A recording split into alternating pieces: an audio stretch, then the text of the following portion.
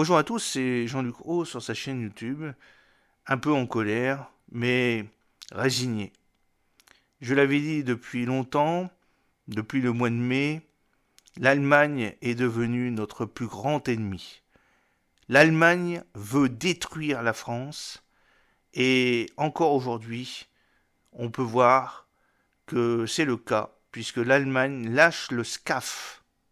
Alors que des études pour la réalisation de cet avion ont été financés par l'Allemagne et la France, et que bien entendu les premiers domaines et les premiers dossiers ont été transmis à l'Allemagne et à la France, et ben donc on va voir l'Allemagne lâche le SCAF, mais pire que ça, pourrait transmettre toute la recherche et développement à notre principal concurrent, le programme britannique et japonais.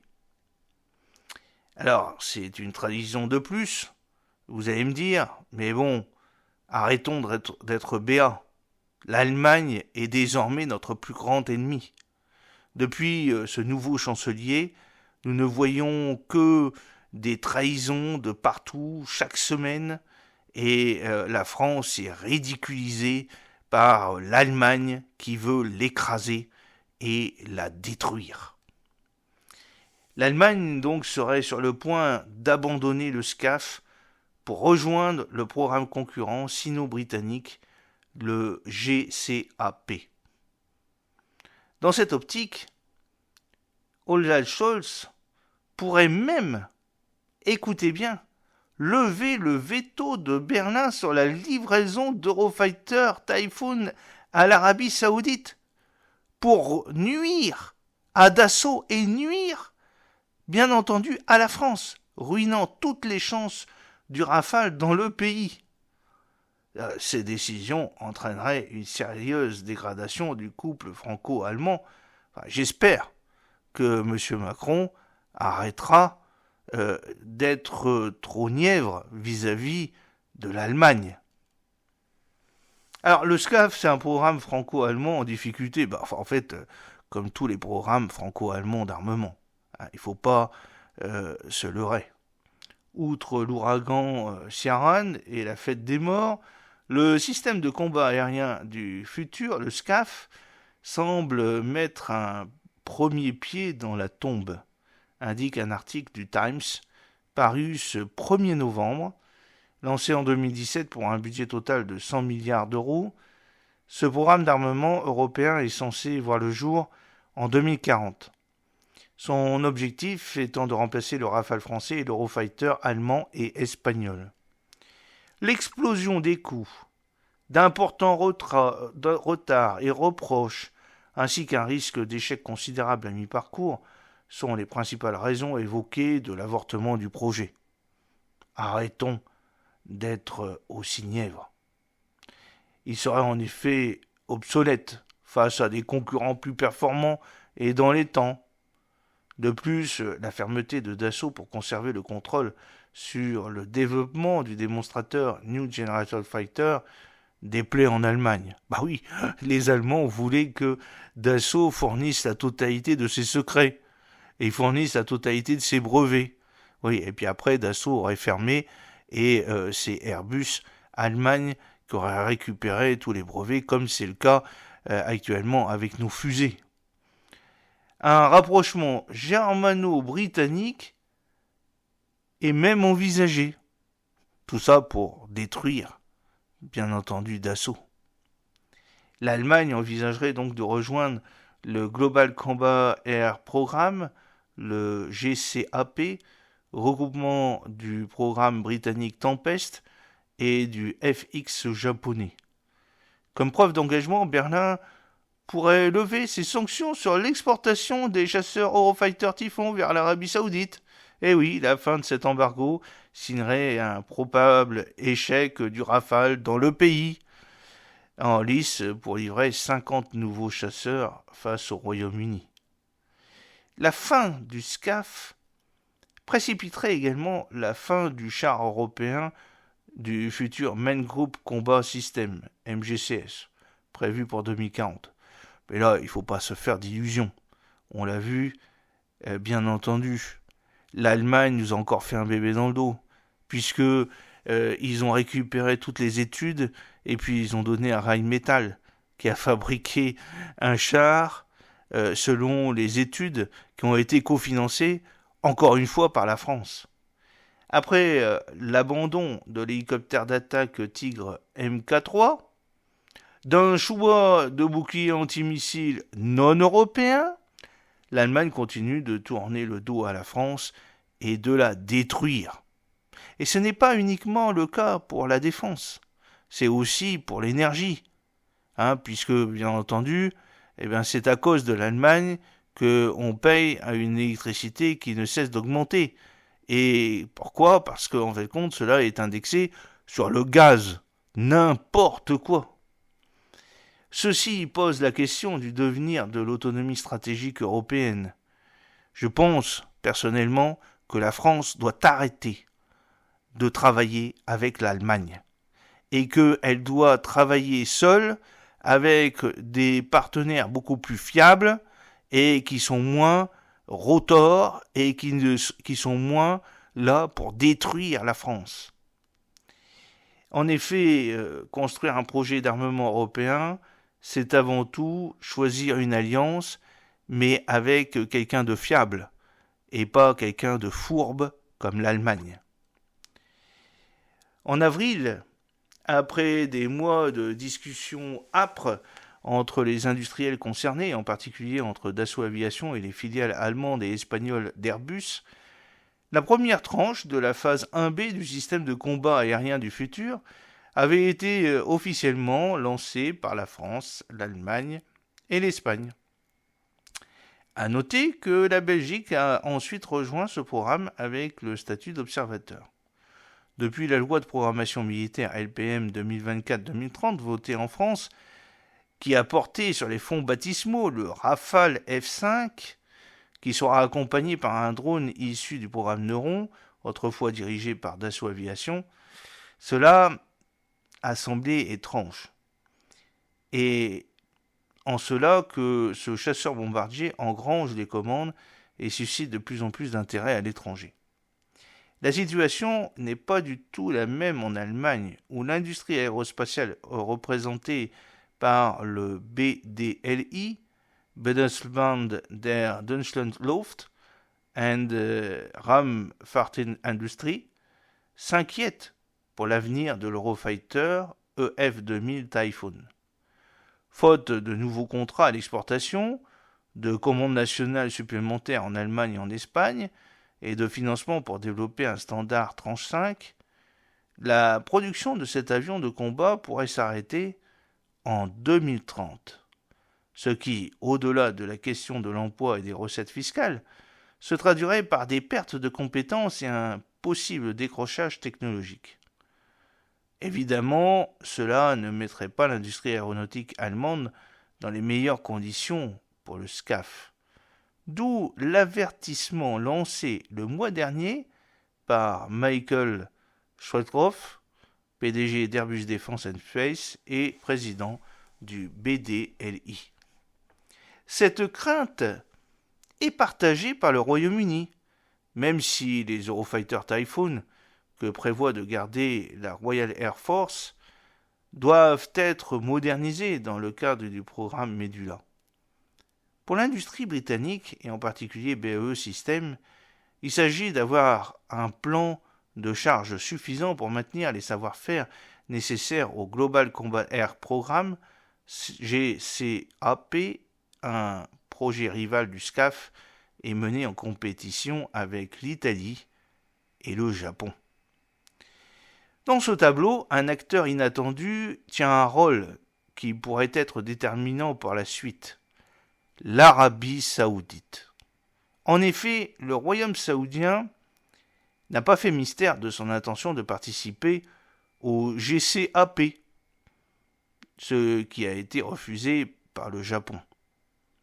En outre, il est en discussion avec Londres pour acquérir 48 Eurofighters supplémentaires. Seulement en raison d'un veto allemand, l'affaire n'a pas encore été conclue à ce jour. D'où d'ailleurs l'intérêt qui a été récemment manifesté pour le Rafale, ce qui a été confirmé par Sébastien Lecornu, le ministre français des Armées.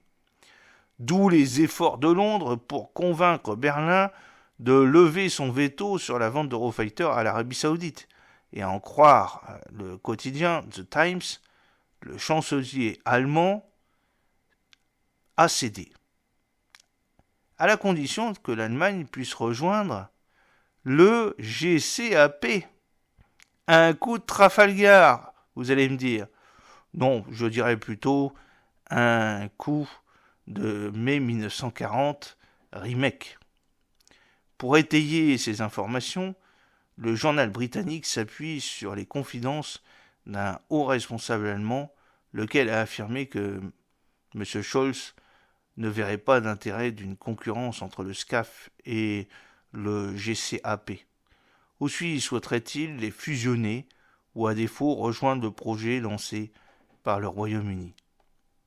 Selon son entourage, le chancelier considérerait le SCAF comme un éléphant blanc susceptible de devenir un gouffre financier.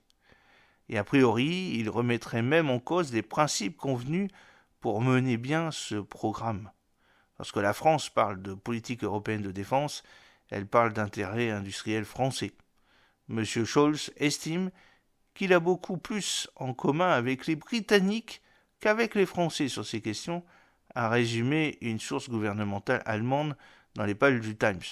C'est sûr, ils sont plutôt américains, que ce soit les Britanniques ou les Allemands, puisque les Allemands, ils accueillent énormément de militaires américains sur leur sol. Et n'oublions pas que l'armée de l'air allemande, la Luftwaffe, utilise des avions pour lancer des bombes nucléaires américaines, comme pour les Anglais.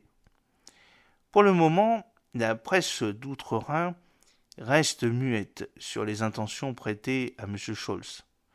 En tout cas, l'intéressé ne s'est pas empressé pour les démentir.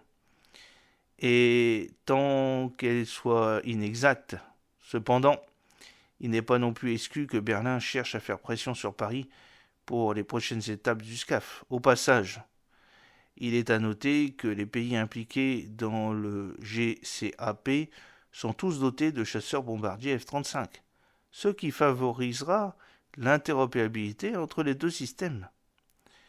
En France, le député Jean-Louis Thérault, LR, membre de la commission de la Défense, a cependant estimé que l'information du Times, si elle est avérée, n'est pas si surprenante que cela, et d'ajouter, sans user du conditionnel, qu'il faudra en tirer toutes les conséquences dans notre politique européenne et de coopération. Cela étant, l'éventuelle participation au GCAP, autrement parlé Tempest de l'Allemagne, ne manquerait pas d'avoir des conséquences sur d'autres programmes menés en coopération avec la France, à commencer le système principal de combat terrestre, le MGCS, déjà au centre de plusieurs polémiques au cours de l'été dernier et que, à mon avis, c'est déjà mort de mort. En outre, elle soulèverait plusieurs questions. Quelle place prendrait l'industrie allemande au sein du GCAP, sachant que l'Italie, via Leonardo, a récemment plaidé pour que sa participation soit revue à la hausse. Vers quel autre partenaire la France pourrait-elle se tourner? Et enfin, que fera l'Espagne? Selon les informations du quotidien britannique The Times, comme je l'ai expliqué, donc Berlin envisagerait de mettre un terme à sa coopération avec la France au profit d'une nouvelle alliance avec le Royaume-Uni. L'avenir du SCAF est donc menacé et à mon avis, le SCAF ne verra jamais le jour. Alors que les relations entre la France et l'Allemagne sont loin d'être au beau fixe, Berlin pourrait donc abandonner sa participation au projet du premier avion de chasse européen au profit d'un programme concurrent avec la Grande-Bretagne, croit savoir le journal britannique The Times. Une information qui, si elle était confirmée, serait synonyme de désaveu énorme envers Paris et un coup de massue sur la tête. Alors The Times évoque ainsi la crainte pour Scholz que le projet ne se transforme en gouffre financier. Berlin a déjà dépensé plus de 40 milliards d'euros pour ce programme dont la phase opérationnelle peine à se concrétiser.